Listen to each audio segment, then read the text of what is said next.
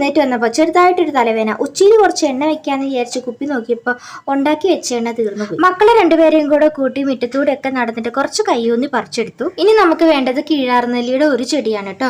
നമ്മൾ കുറച്ചെണ്ണ മാത്രമേ ഉണ്ടാക്കി എടുക്കുന്നുള്ളൂ. കീഴാർനെല്ലി, കയ്യൂന്നി, കറിവേപ്പില ഇതൊക്കെ മുടിയുടെ വളർച്ചയ്ക്ക് വളരെ നല്ലതാണ്. മുടിക്ക് നല്ല കറുപ്പ് നിറം കിട്ടാനും മുടി പെട്ടെന്ന് വളരാനും മുടി കൊഴിച്ചിൽ മാറാനൊക്കെ വളരെ നല്ലതാണ് കേട്ടോ. അപ്പം ഞാൻ പോകുന്ന വഴിക്ക് ഒരു ഇലിമ്പിക്ക പറിച്ചെടുത്തു.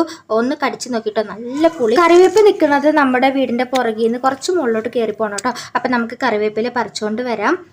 4 തണ്ട് കറിവേപ്പില മാത്രമേ ഞാൻ എടുത്തിട്ടുള്ളൂ കേട്ടോ. കാച്ചെണ്ണ ഉപയോഗിച്ച് ശീലിച്ചവർക്ക് തീർന്നു പോകുമ്പോൾ പെട്ടെന്ന് തയ്യാറാക്കി എടുക്കാൻ പറ്റുന്ന നല്ലൊരു കാച്ചെണ്ണയാണിത്. കയ്യൂന്നിയും കീഴാർനെല്ലിയും കറിവേപ്പിലും ഒന്ന് അരച്ചെടുത്തിട്ടുണ്ടായിരുന്നു. ചട്ടിയിലേക്ക് 5 ടേബിൾ സ്പൂൺ എണ്ണ ഒഴിച്ചു കൊടുത്തു. 15 മിനിറ്റ് നേരം നന്നായിട്ട് ഇളക്കി കൊടുത്തിട്ട് തീ ഓഫ് ചെയ്തു.